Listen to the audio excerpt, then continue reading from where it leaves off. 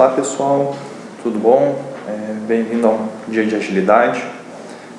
Eu sou o Wagner, mais conhecido como Fusco. Você talvez já me viu na comunidade, tenho participado um pouco mais e tive a ousadia de mandar essa palestra e espero que ajude a todos. O tema da palestra é aperfeiçoando a comunicação do time de desenvolvedores com padrões e antipadrões. Os meus contatos estão aí na tela. No final da palestra, os contatos vão estar novamente disponíveis. Quem tiver alguma dúvida pode comentar no Slack ou mandar algum e-mail ou pelo Twitter também. Bom, eu só me apresentando rapidinho. Atualmente eu tenho liderado um time de 7 pessoas, um projeto bancário, e fui desenvolvedor, volta e meia mexo com código-fonte, às vezes eu estou na análise. Então, assim, vou passar um pouquinho de algumas palavras, assim, algumas coisinhas que a gente aplicou, não vou dizer fortemente, mas no pouco que a gente aplicou, trouxe resultado. Eu quero que você imagine uma ideia semelhante a um jogo de futebol americano. Não sei se você já viu uma partida inteira, ou pelo menos viu essa linha de formação que está na tela, na sua tela. Essa linha se chama linha de scrimmage. Ali atrás tem o rapaz que é o quarterback, que vai receber a bola e ele fica cantando a jogada. Então ele diz 35, 40, bola, e aí começa a jogada. Vamos pensar o seguinte: qual que é a proposta dessa palestra? A ideia é que no final dessa palestra você tenha algumas palavras que você e seu time de desenvolvedores possam usar como se fosse um quarterback que chama a jogada e todo o time, todos os 11 jogadores de ataque sabem o que vai acontecer. Num jogo de futebol americano, o quarterback tem essa função de lançar a bola, mas também de ler a defesa e montar uma estratégia que de repente em alguns segundos, porque ele tem 45 segundos para começar a jogada, em alguns segundos ele mude todo o ataque, por mais que tenha sido definido no primeiro momento. Então, é mais ou menos isso que eu vou fazer. O quarterback, nesse momento, ele não tem tempo de contar, o jogador 68 vai para a direita ou para a esquerda, 79 bloqueia o defensor. Não, por códigos, ele passa toda uma jogada que já foi treinada antes. A ideia é que no final dessa palestra você consiga ter algumas palavras-chave que você vai usar com o seu time de desenvolvimento para que de repente você otimize as reuniões. Talvez se você use Scrum, uma reunião de Sprint Planning, uma reunião diária, dar um feedback para o desenvolvedor que ele está fazendo alguma coisa não muito legal. Então são palavras-chave que você vai aprender hoje e vai poder usar junto com o seu time, ok? Eu estou falando, já começando a cantar algumas palavras aí de antipadrões, mas eu também queria lembrar algumas coisas que também servem para padrões. Então, quando a gente fala de padrão de projeto, também chamado de design pattern, a gente está dizendo o seguinte: é uma maneira testada e documentada de alcançar um objetivo qualquer. Então, de repente, você tem um problema do tipo, no código-fonte, que você tem um sistema A que precisa falar com o sistema B.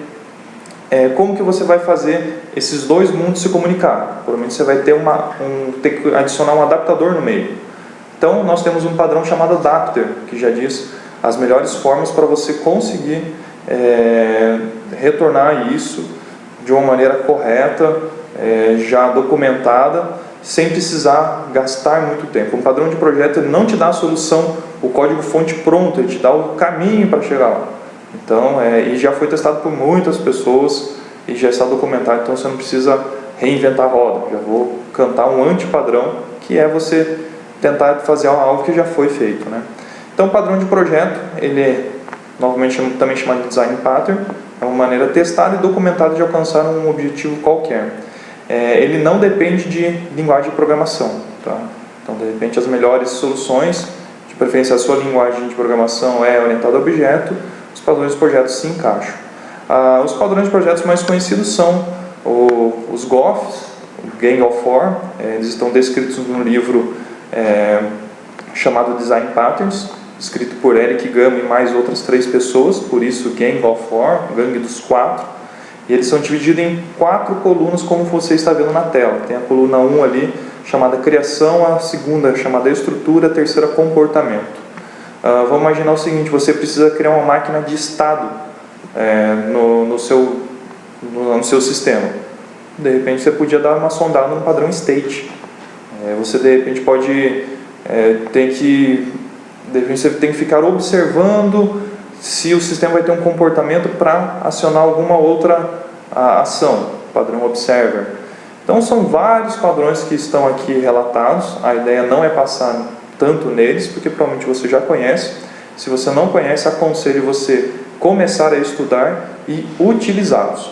Eu acho muito legal, numa reunião vamos imaginar, aconteceu no Framework Scrum, você fez a reunião de SP1, você fez o Sprint Planning, ouviu a demanda do PO e de repente a cabeça do desenvolvedor já está ali pensando em o que fazer, qual é a solução técnica proposta. E de repente, imagine que você tem um time com um desenvolvedor sênior, outro júnior e um pleno. De repente o sênior tem que explicar todo o conceito do que ele pensou de uma estrutura, uma solução com classes abstratas, interfaces, leva muito tempo. Se de repente ele já fala assim, vamos usar padrão Factory que vai dar certo. E se o desenvolvedor júnior já conhece padrão Factory, ele já entendeu, ele já vai imaginar o ML, já vai imaginar o como fazer. Se ele não souber, ele pode correr atrás. Então essa é uma ideia que é interessante. O padrão se propõe a isso.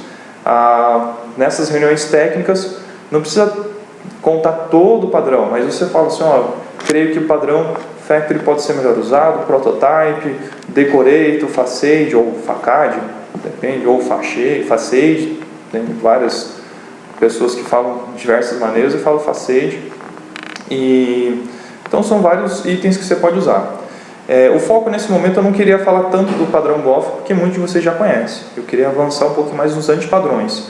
Mas se você não conhece padrão de projeto Design Pattern Gothic, tem um link aqui da onde eu retirei essa imagem, você pode pesquisar lá. Tem muito material na internet. Aconselho fortemente a você ler o material, o livro Design Pattern de Eric Gamo, os 3 amigos que documentaram esses padrões. No final eu vou deixar um link também de uma apostila da empresa K19, que é uma apostila aberta. Você pode ler e conhecer os exemplos que eles estão dando lá, beleza? Então isso é padrão, é uma forma documentada e testada de como resolver um problema. Mas muitas das vezes o que acontece é que você tem um antipadrão. O que é um antipadrão? É uma ação comumente usada, sendo ineficiente ou contraprodutivo na prática. Então assim, pense numa situação que se você tem um desenvolvedor que está fazendo uma série de situações que está gerando até uma produtividade negativa, sendo que é um termo estranho isso, porque produtividade sempre faz algo, mas de repente você tem um desenvolvedor que faz uma coisa, mas você precisa de outros 2 para arrumar aquilo que o primeiro fez. Então assim, existe um sintoma de antipadrão. Um antipadrão ele pode ser medido com dívida técnica, com diversas informações técnicas que podem ser apresentadas no programa como Sonar. E aqui eu vou dar alguns nomes. A ideia não é entrar tanto em como resolver aquele antipadrão, mas é identificar. Nesse primeiro momento eu queria apresentar e adicionar itens ao seu vocabulário.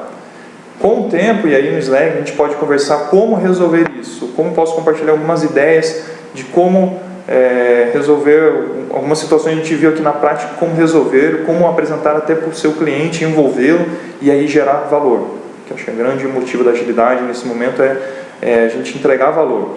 Assim, puxa, a gente identificou que tem um antipadrão, como a gente vai mudar isso e gerar um valor, entregar um padrão, entregar algo que agregue valor. Então, essa é a ideia, diminuir a comunicação e usar palavras-chave onde todos entendam o que está acontecendo. Para ficar mais claro ainda o que eu estou falando de padrão e antipadrão, essa imagem vai te ajudar bastante. Então a gente tem aqui Design Patterns, onde eles têm um problema e a solução. Então você tem o problema, o contexto todo, e aí você tem uma solução já documentada e testada.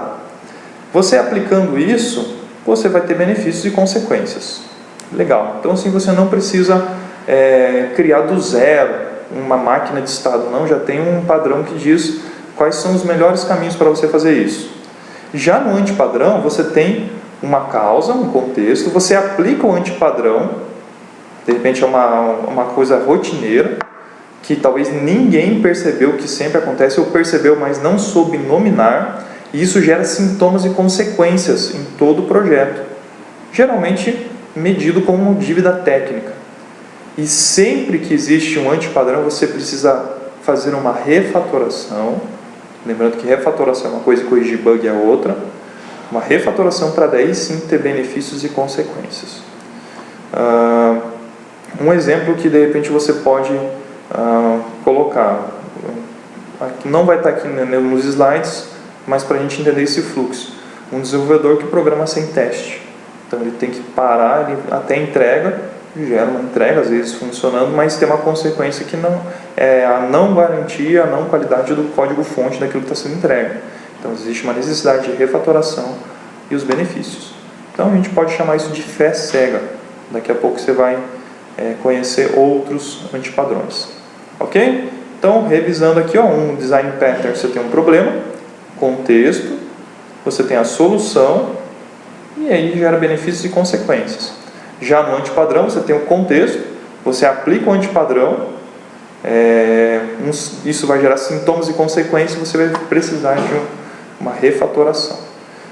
Eu gosto de pensar assim, antipadrão, ele ocorre quando o desenvolvedor ouviu alguém fazendo alguma coisa, ele baixa a cabeça e começa a codificar, pronto, já é um antipadrão. Ele já está produzindo uma série de situações que o sistema pode estar funcionando, mas com sintomas muito suspeitos. Então, vale a pena você pensar um pouquinho no como melhorar isso.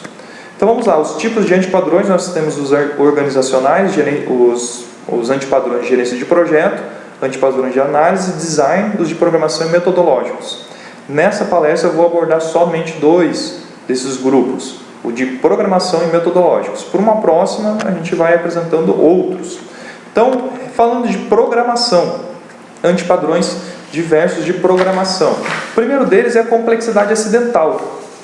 Toda vez que o desenvolvedor introduz algo de desnecessário à solução e gera um nó, talvez essa imagem sirva um pouquinho para isso, esse nó que fica difícil de desatar, foi adicionado uma complexidade acidental.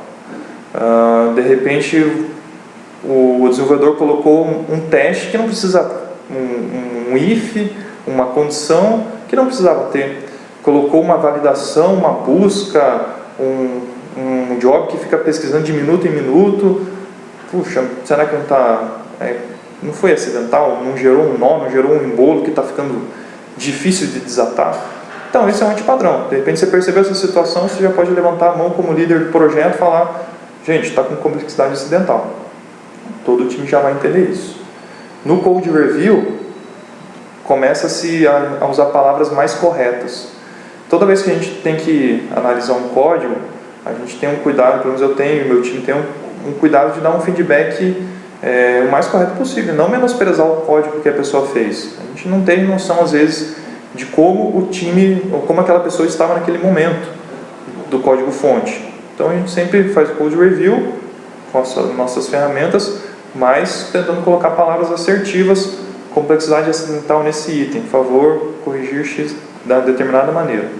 Então, a primeira palavra é de antipadrão para você entender complexidade acidental. Quando você vê que tem um nó no sistema de maneira desnecessária, pode chamar isso de complexidade acidental. Um outro item é a fé cega. Eu acho muito legal essa imagem aí, eu peguei do site Vida de Programador, é até uma camisa que o Vida de Programador usa, No Test, No Fear.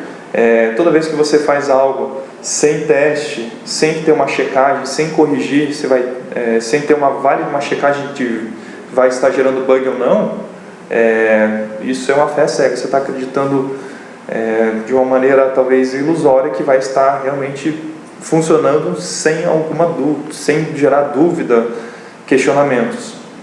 Então, cuidado, fé cega. Então, aquela questão assim que o desenvolvedor fala, você chega para ele e fala: está pronto? Ele está pronto, só falta testar. Então, não está pronto, gente. A gente não pode ir nessa ideia de fé cega e devolver um sistema, entregar um sistema ao nosso cliente sem teste e sem padrão de qualidade. Então, percebeu que tem algo errado, o desenvolvedor está muito confiante, pode falar para ele, cara, você está muito na fé cega, cuidado. Um outro item, um outro antipadrão é a âncora do barco. Eu não sei qual foi a última vez que você carregou uma âncora de barco, mas eu vou te dizer que ela é extremamente pesada. Toda vez que você mantém algo no sistema e que não é usado, isso é uma âncora no barco, está gerando um peso no sistema.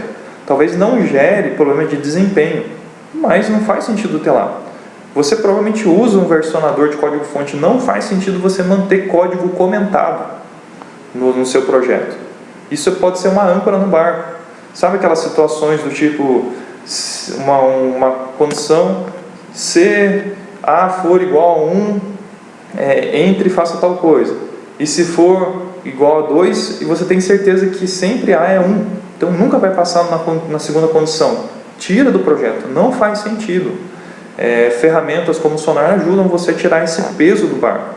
Então, toda vez que fizer um code review, ver que tem uma situação que não faz sentido ter aquele código-fonte, porque não é mais usado, vamos tirar a âncora do barco. Vamos deixar o nosso software mais leve. Espera ativa. Esse símbolo aí é o do infinito. Quando você está programando ou executando um software, de repente, por alguma situação, você começa a requisitar CPU. Você abriu uma thread, você está fazendo algum carregamento por trás do que o usuário está usando e fica gastando CPU. Não faz sentido você ter isso, essa espera ativa. E muitas das vezes, quando o usuário clica no botão salvar, por exemplo, tem que esperar o outro carregamento. Então é um antipadrão, um pouco mais de performance, quando você vê que algumas coisas estão mais lentas e você tem que esperar o carregamento de uma tela para daí mandar um outro comando, tem algo um pouco estranho. Não que o sistema entre em loop infinito, não é isso, mas é o consumo de CPU de maneira exagerada. Não estou falando aqui que thread é errado, que carregar, por exemplo, o JavaScript no final do código-fonte é errado. É uma boa prática. Mas, por exemplo, carregar o JavaScript numa página HTML logo no cabeçalho, isso sim pode se chamar de uma espera ativa. É necessário o navegador trazer todo o JavaScript para daí mostrar a página lá embaixo. Então é um gasto errado da CPU. E também um outro antipadrão pode ser chamado loop sequence. Seria assim, você precisa resolver um problema e você usa e abusa de itens como for, laços de repetição, for, switch e outros, while. Toda vez que você precisa resolver isso, você está gerando um loop sequence que com o tempo vai ficando extremamente difícil testar isso, porque a probabilidade de cenários começa a aumentar de uma maneira incrível. Uma solução para tudo isso é você começar a pensar em interfaces, usar um padrão como um padrão Goff chamado Strategy, onde você começa a separar os itens usa o polimorfismo da orientação a objeto. Você não precisaria realizar essa criação, esse monte de for, switch, while. Um outro padrão que pode resolver o loop sequence, um padrão Goff, é o próprio factory, o builder. Então são itens que podem ser analisados. Então, loop sequence, toda vez que você faz um item de uma adição de código-fonte e sempre usa essa estratégia de laços de repetição, pode ser que você está sempre está abordando o loop sequence. Falha cacheada. Eu não sei você, mas já aconteceu comigo, boa parte desses já aconteceu comigo. Esse especial aconteceu semana passada. Numa determinada situação, a gente construindo o sistema, você clica no combo box, ele carrega campos novos lá na página HTML, daí você preenche esses campos e daí de repente você vai lá no topo, naquele combo box e muda o valor. E você esquece de zerar aqueles campos, o valor daqueles campos, que eram específicos para aquele tipo selecionado no Combo Box. E quando você vê, o valor é salvo no banco. Falha cacheada é isso. Toda vez que você esquece de zerar um valor, quando um comportamento muda na tela, você está fazendo uma falha cacheada. Esse eu acho que quase todos fizeram. Porque hoje a gente tem sistemas dinâmicos usando o Ajax, onde você clica, ele abre novas opções, e aí a gente esquece de limpar os campos que eram apresentados por um determinado comportamento. Então, esse se chama falha cacheada. E aí vai o nosso meme aí que você fala, puxa, esqueci de limpar. Ah, quantas vezes já aconteceu comigo, eu acho que já aconteceu com você também. Programação por exceção. Toda vez que você tem que resolver um problema, você não pensa em refatorar, em usar o polimorfismo, você só adiciona código. Essa ideia, aí a gente pode ver até aqui na tela, que várias situações, aqui é um CSS, tem um PHP, você vai ver que tudo se repete aqui, border color, gente, dá para fazer uma coisa um pouco melhor? Talvez sim, talvez não, mas programação por exceção, você só vai usando if, else, e não usa polimorfismo. Então, cuidado com isso, você só adiciona novas condições. Se for tal coisa, aí vem uma nova demanda. Se for tal coisa, não, gente, vamos refatorar, vamos usar as melhores práticas da orientação a objeto. Culto de programação. Esse é muito legal, e talvez você coloque em prática esse antipadrão à medida que você começar a estudar padrões de projeto. É muito interessante quando você aprende um primeiro padrão de projeto e vê que aquilo é legal, você quer usar ele para tudo. E à medida que você quer usar para tudo, ou você, de repente, chega uma situação que você só precisa colocar uma validação básica. Não, você já quer usar o polimorfismo, quebrar interfaces. Calma, cara. Às vezes não era isso tudo que você precisava fazer. Era só uma coisa pequena. Você chega sempre, talvez na reunião, não, eu sei padrões de projeto. E hoje você fica tipo like a boss. Não, você tem que ser um pouco mais humilde. Então, cuidado com isso. Esse é você como líder de time, você pode usar essa palavra, culto de programação, para aqueles desenvolvedores que de repente estão se achando demais e querem usar muita coisa, querem ter uma metralhadora para matar para acertar um alvo pequenininho. Não, usa um estilingue para acertar um alvo pequenininho, não precisa gastar tanta energia. Então fale para o seu desenvolvedor, cara, você está fazendo algo chamado culto de programação, você está querendo aplicar padrão de projeto em tudo e não precisa. Então esse é mais um antipadrão. Fluxo de lava. Lembrando, tudo isso que eu estou falando, antipadrões de código fonte de programação. Fluxo de lava é aquela situação que você olha o seu código fonte e só percebe código ruim em todos os lugares. E aí o que você faz? Vamos manter. Porque mexer nisso dá muito medo. Pode ser muito caro. E aí você vê como se fosse um vulcão. O vulcão, quando ele solta lava, ele vai expandindo e fica impregnado em todos os lugares. Igual na cidade de Pompeia, que está até hoje lá petrificado, vamos chamar assim. Então, fluxo de lava, você olha assim aquele código fonte, tem problema para tudo que é lado. E aí você não tem coragem de refatorar. Quando um desenvolvedor chega e entrega uma versão de uma tarefa, olhe bastante para ver se ele não está fazendo fluxo de lava. Ele começou de uma coisa ruim e está fazendo, de repente ele não sabe fazer de uma outra maneira. Para você resolver o fluxo de lava, coisas importantes, fazer pair programming, você fazer coding dojo, porque quem está fazendo esse código ruim vai aprender com os melhores. Então, o fluxo de lava é um item que a gente pode melhorar bastante. Número mágico e string mágica. Você está vendo essa informação aqui em cima, esse método chamado setAge, e aí você colocou se a idade for maior que 21, mas o que é 21? Será que 21 não valeria a pena a gente transformar essa variável numa constante numérica chamada idade mínima para maior, sei lá, idade máxima para a adolescência no Brasil? Não sei. Então, por exemplo, se fosse para eleição, seria para uma pessoa votar, ela teria que ser acima de 16 anos. A variável não seria, você não colocaria o valor 16, você colocaria uma variável chamada idade mínima para começar a votar. Fica muito mais claro. A ideia do número mágico é mostrar uma informação. O que é 21? 21 é 21, mas, puxa, o que será que esse 21 representa? Aqui embaixo, nesse item, eu tenho uma string mágica e um número mágico. A string mágica está aqui, ó, nesse, entre aspas, player. O nome do caractere é igual a player. Mas o que é player? Então, assim, fica um código, um texto perdido.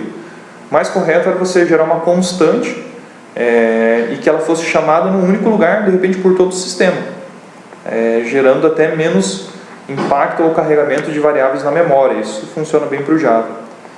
Aqui embaixo você está vendo um if x menor ou igual a 100 e x maior ou igual a 50. Mas o que é 100 e 50? Será que 100 é 100% ou é 100 unidades? 50 é o quê? Eu não sei. Então a ideia do número mágico é você não deixar esses números fixos aqui. Isso é um antipadrão.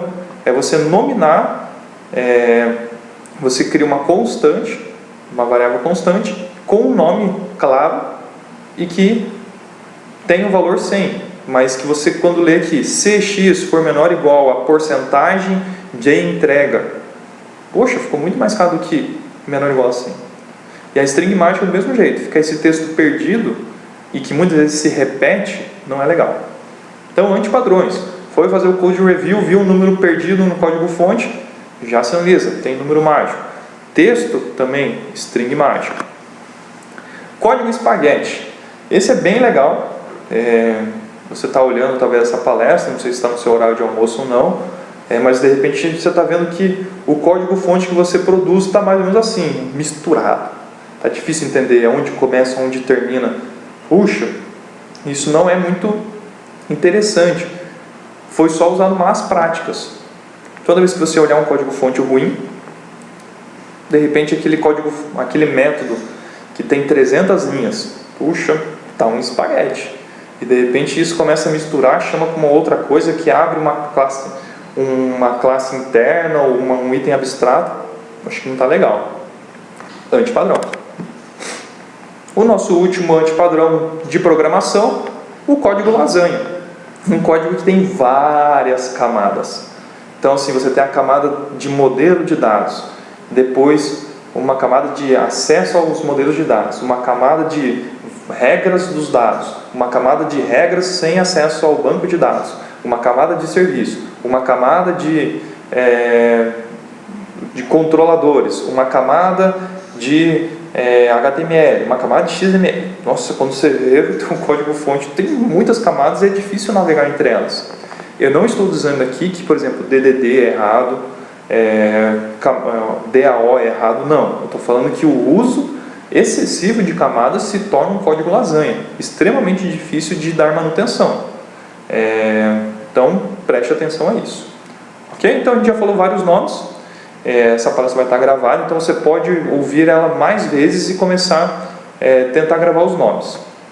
Agora, falando de padrões metodológicos, antipadrões metodológicos. Programação por copiar e colar. O desenvolvedor chega para desenvolver uma funcionalidade e ele já sabe que tem algo parecido. O que ele faz? Ele copia, cola e duplica o código-fonte. Ele não é capaz de refatorar, pensar em boas práticas de classe abstrata, interface, e aí vira um método de copiar e colar e gerar duplicação de código. Cuidado, gente, isso é um antipadrão metodológico. Reinventar a roda. É aquele momento, eu já comentei no início, de você querer fazer algo, de adotar uma solução adequada já existente. De repente, assim, você sabe que você tem que fazer uma máquina de estado. Por que não usar o padrão Goff chamado state? Não, você quer fazer o seu, porque você é o melhor. E de repente você falha nessa adoção. Então você quer reinventar a roda. E aí você falhou na adoção e quer fazer de uma outra maneira. Achou na internet uma biblioteca, uma library que vai te ajudar em tudo e que não te ajudou em nada. Então você reinventou a roda quadrada. é falhar pela segunda vez. Reinventar a roda não é legal. Conheça padrões de projeto, vão te ajudar muito. E cuidado para não querer fazer algo, uma roda quadrada, onde nada errar pela segunda vez em algo que você já errou. Aí 2 antipadrões metodológicos, talvez mais conhecidos de todos, que talvez você já ouviu falando aqui na comunidade ou em eventos.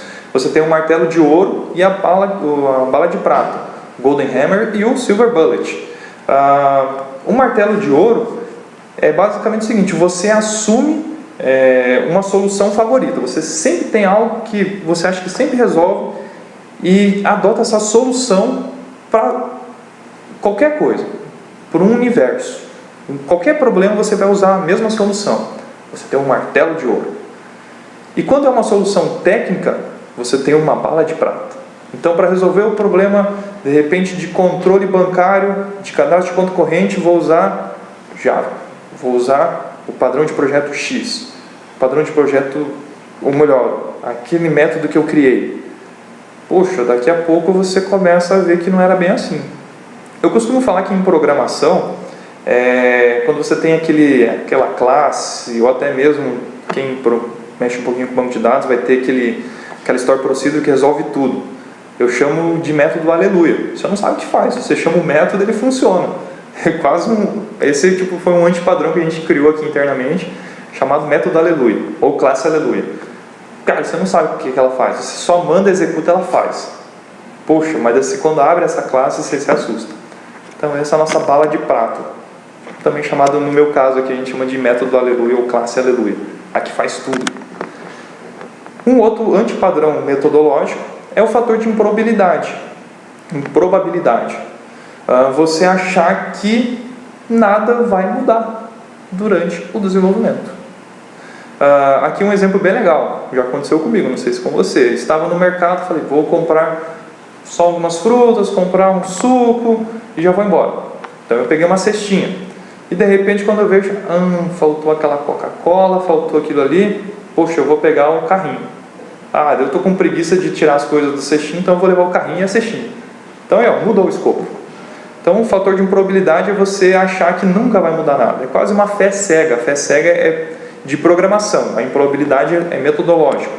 Então aqui um exemplo clássico, a pessoa achou que só ia usar a cestinha, quando viu, mudou e precisou do carrinho. Otimização prematura é aquele momento de você já querer... aqui você está vendo aquela escala que aqui no Brasil tem sobre a eficiência de algum produto. Então, por exemplo, um ar-condicionado na letra A, ele é mais econômico, não gasta tanta energia, ele usa a energia elétrica de maneira consciente, e assim por diante. De repente, poderia usar essa escala no seu projeto. De repente, você começou o projeto hoje, tem uma classe, você fica otimizando essa classe excessivamente, é uma otimização prematura. Como é que você vai ter certeza que o que precisa otimizar se ainda está no início? Então, é um antipadrão. Você já, no início do projeto, desejar demais a otimização. Ok? E às vezes até atrasando a entrega, não gerando valor para o cliente. E por último, nosso último antipadrão, nesse momento aqui metodológico, é o Tester Driven Development. Não é TDD. TDD é Test Driven Development. Aqui é o que? Novas funcionalidades em relatórios de bug. O seu testador, ou o seu analista, que de repente pegou a demanda para testar, por algum motivo ele está fazendo esse papel, ele foi lá e identificou, tem erro nisso, nisso, nisso. Mas vamos adicionar a situação de controlar, de fazer o pagamento por cartão de crédito também. Puxa, olha só, misturou um bug, de repente, aquela geração de um bug, uma geração de boleto, com a adição de uma nova funcionalidade. Quando isso acontece, puxa, gera um certo desconforto, porque às vezes o desenvolvedor não sabe dizer não sabe reconhecer que, puxa, é uma nova funcionalidade. Às vezes o analista empurra para o time, se isso estiver acontecendo não é Scrum, tem alguma coisa errada já no seu modelo ágil, mas eu quero te dar esse nome. De repente você percebe que, puxa, no relatório de bug está vindo coisa nova, Tester Driven Development, ok? E aqui quem é o autor? Eu. De repente é você que faz isso. Puxa, toma cuidado, hein? E aqui para já encerrando o meu momento aqui, eu queria deixar com vocês, esses antipadrões estão relatados nesse livro Anti-Patterns, só tem em inglês, está disponível à venda na Amazon, livro muito bom, muito legal, tem material na internet, mas assim, você quer ler um pouco mais aprofundado e até aprender como refatorar esses antipadrões, leia esse livro. Se você quer aprender um pouco mais sobre padrões de projeto, eu sugiro fortemente você ler esse daqui, Usa a Cabeça Padrões de Projeto. É um livro muito legal, não é o livro oficial de Design Patterns, do Eric Gama, do Gang of Four, mas ele te dá analogias muito interessantes e talvez seja a sua porta de entrada para padrões de projeto.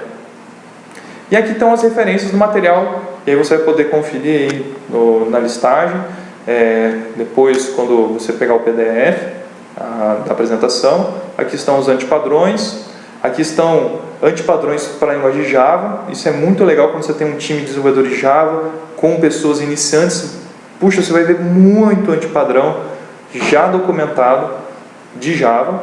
E aqui está a apostila aberta. De repente você não quer comprar esse livro do Use a Cabeça, você pode começar por essa apostila que é gratuita, da K19, onde você vai aprender todos os padrões GOFs com exemplo, com código-fonte, de maneira bem legal.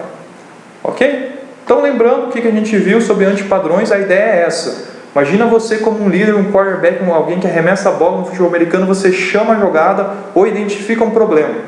Você vai falar, gente, está com um fluxo de lava, o código-fonte. Poxa, ó, fluxo de lava, o pessoal já vai entender o que é. Outro, você fala assim, ó, eu encontrei aqui várias strings mágicas, vamos refatorar isso. O pessoal já sabe, puxa, string mágico é aquele texto fixo no código-fonte, a gente precisa criar constantes. No próximo ciclo de desenvolvimento, com certeza o seu time de desenvolvedores vai estar muito mais capacitado.